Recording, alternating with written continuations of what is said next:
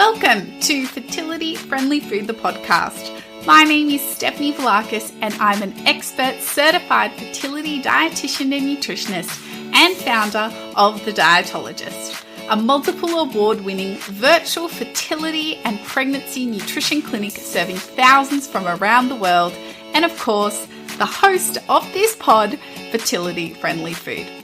This podcast is dedicated to all things health and nutrition in the world of fertility, reproductive health, and pregnancy. Each week, I bring you practical snack-sized episodes to help improve your lifestyle on your trying to conceive journey, alongside guest expert interviews to help inspire you to learn and grow whilst you grow your family.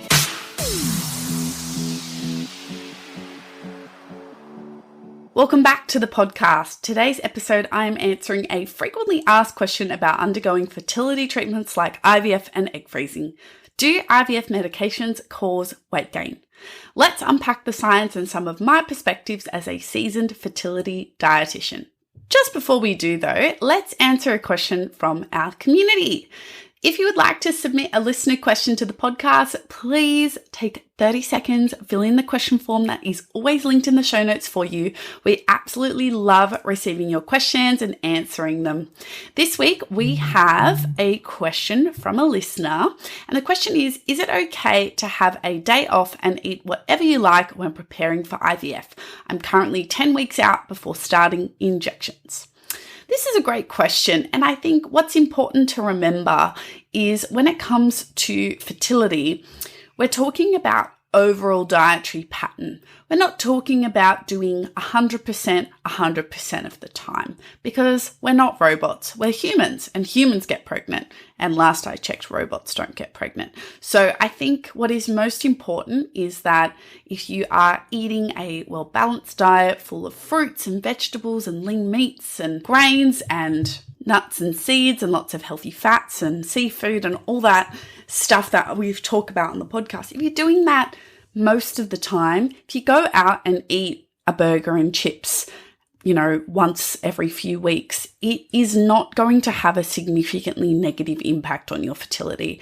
It's not about perfectionism, and I would highly recommend, if you haven't listened to the episode that I recorded last season about perfectionism and fertility lifestyle, highly recommend you tune in. It's a bit of a mindset shift episode, so definitely check that one out. But good luck for your round of IVF. Focus on what you can control. Still live your life. Certainly keep alcohol out of your diet. But if you want to enjoy something that perhaps is a little bit left of what we typically recommend for fertility nutrition, it is a-okay. Are you currently trying to conceive or on a fertility journey? If so, you can feel like there are 101 things you could or should be doing when it comes to your preconception or fertility health. It's easy to get overwhelmed really quickly. This is exactly why I created a preconception lifestyle checklist. One page for you and one page for your partner, categorized into supplements, diet, lifestyle, and environment, focusing on what we like to call the low-hanging fruit. Simple but effective strategies proven to help improve your health and well-being for fertility and for a healthy pregnancy and hopefully a healthy baby in your arms soon too. Over 5,000 people have downloaded it already. Do you want your free copy? Head to the link in the show notes now to swipe your free preconception lifestyle checklist. Okay, let's get into today's episode. So on to today's episode on IVF medications and weight gain, fact or fiction. One of the most common concerns and reports when undergoing IVF or egg freezing is, will I gain weight? For those who have endeavoured to lose weight prior to conception, they often become eligible for IVF or egg freezing. The thought of getting to the starting line and knowing weight gain is ahead can understandably be overwhelming. So let's back it up. What are we talking about here specifically? The high doses of gonadotropin, typically delivered via an injection, is what helps tell your ovaries to stimulate the growth of more of your follicles, which will hopefully house some eggs for your fertility doctor to collect via ultrasound guidance using a needle to suck up the follicular fluid to hopefully find those eggs in about 10 to 14 days' time, sometimes longer or sometimes shorter. We're all individual after all. As someone who has not too long ago subjected myself to said high doses of hormones to freeze my eggs, I can personally attest to some of the side effects, but countless others report very mild or even no side effects at all. And that's the beauty of being a unique human, right? So as a good scientist and fertility dietitian, I went into research mode to find out what the science has to say and whether this has been studied. So I will share some research on this topic and then some of my insights as a fertility dietitian, seeing clients, and as someone with some first-hand experience as well.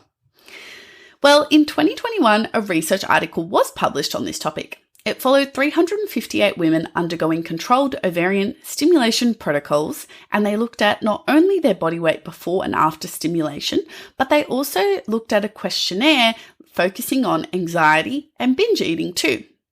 And what did they find? They did find an overall increase in weight from the start line of injections to the trigger day. This was on average just under 400 grams, but there was also a bit of a plus or minus range here of about 720 grams. So we are talking on average less than a kilogram to about a kilogram of weight. For my US followers, we are talking about 1 to 2 pounds of weight. This isn't that much really. If you think about the hormones and the fact that your ovaries are physically enlarging, the follicular fluid, and also just water retention and bloating that these medications can cause for many. But what happens if you only get 1 or 2 eggs or none at all? Well, independent of the number of eggs retrieved, it was simply eating more that explained the weight gain according to this study. So what about those anxiety and binge eating questionnaire scores? Interestingly, anxiety and binge eating scores were not linked to weight gain in this particular study, which probably does surprise me a bit. I wonder if the time period from basal to trigger day doesn't really capture these kinds of eating behaviours, or whether there is likely to be some reporting bias here in fear of reporting you ate too much and impacting the cycle outcome negatively. So their conclusion was that weight gain that occurs during stimulation for IVF and egg freezing would be the result of edema, which is defined as swelling due to trapped fluid in the tissue, which is predicted to go down within a few days after the egg retrieval procedure. But honestly, for those who don't do fresh transfers, the incoming period that you have, within a couple of weeks after that egg collection makes you feel bloated all over again. So yeah, usually it's a few weeks of not feeling your absolute best. A case study of one woman who was reported to be in a larger body at the start of IVF, she underwent 3 cycles of IVF and she would temporarily gain 6 to 7 kilograms or about 13 to 15 pounds each time. So it's certainly not impossible to gain more than a kilo or 2 in a stimulation cycle. So if that's you, you're certainly not alone. Okay, that's pretty much the extent of what I could find on IVF medications and weight gain. So let me share with you what I see in clinic and my thoughts. So number 1, yes, the medications and the process of stimulation to your ovaries is going to cause fluid retention and swelling. That's to be expected in many cases and is the lion's share of the weight gain and should not be a cause for concern. For some, like me, the medications can also affect your gut function. You may become constipated or gassy, and this can indirectly contribute to a temporary weight gain thanks to more gastric contents. The next component is your eating habits changing during this time. Whether it's driven by a true increase in your physiological appetite thanks to the medications, or whether it's more emotionally driven is yet to be studied. My personal take is that this is usually mostly emotionally driven, with some lifestyle factors thrown in too. Let me paint the picture for you. You're waking up early to inject yourself before work, going to blood tests and scans to check on your eggs. You're constantly worrying and thinking about the outcome of your cycle. You may lose some sleep. You're feeling fatigued, both mentally and physically, so you can't do your usual exercise, or perhaps you're fearful that exercise will impact the cycle outcome. So of course, you may be looking to food for extra energy during this time of feeling fatigued, worried, and emotional. Or perhaps you're experiencing a lot of anxiety, worry, or sadness about going through this process. You may not ever have imagined having to inject yourself with hormones to grow your family, but here you are. So you turn to food to soothe your emotions. There's nothing like chocolate chips or ice cream to feel better. or perhaps to treat yourself for all the needles and dates that you're having with the internal ultrasound wand wander. You reach for your favourite snack. It's not really all that uncommon, and it is pretty normal to turn to food even when you're not hungry to get through. This increase in food intake may explain any residual weight that does not come off shortly after egg retrieval. Another situation is, of course, OHSS, or ovarian hyperstimulation syndrome. This is when the body is a bit of an overachiever and the ovaries overrespond to the hormones, causing the ovaries to swell and cause significant pain, nausea, extreme bloating and fluid retention, and thus some weight gain as a result. This typically occurs after egg retrieval and is something you should see your doctor about, as some severe cases may require hospitalisation. In summary, IVF medications do cause a small amount of temporary weight gain, which is typically fluid and swelling due to the response of the ovaries to excess hormones. In some cases, this may be compounded by other factors like emotional comfort or non-hungry eating to cope with the distress of the fertility treatment process, OHSS, and a temporary impact on the gut. A fertility dietitian can help prepare you for your egg retrieval, but we can't really mitigate the fluid increases that are occurring. But if you resonated with that emotional eating piece, then this is something we can proactively work on well before IVF, as there are countless benefits to doing so besides mitigating some unwanted weight gain during IVF, including role modeling positive food and lifestyle behaviors to your future child and helping you break free from the hold that food is having on you. If you need help with this, we'd love to hear from you. There's always a link down below in the show notes for you to click through and leave us an inquiry to work with us here at the Dietologist.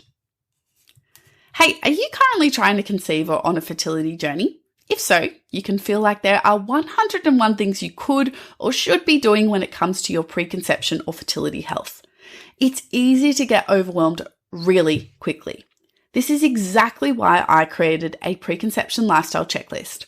One page for you and one page for your partner, categorized into supplements, diet, lifestyle, and environment, focusing on the low-hanging fruit, simple but effective strategies proven to improve your health and well-being for fertility and for a healthy pregnancy. Over 5,000 future parents have downloaded it already. Do you want your free copy? Head to the link in the show notes now to swipe your free checklist. Thanks so much for tuning into this episode. Don't forget to subscribe or follow on your favorite podcast streaming platform, whatever you're listening to right now. Hit that follow button for me, please. And don't forget to leave us a 5-star rating and review on Apple Podcasts and Spotify. It makes such a difference to our podcast reaching more people. And don't forget to share it directly with someone who you think would find it useful too. Until the next episode, everyone. Bye.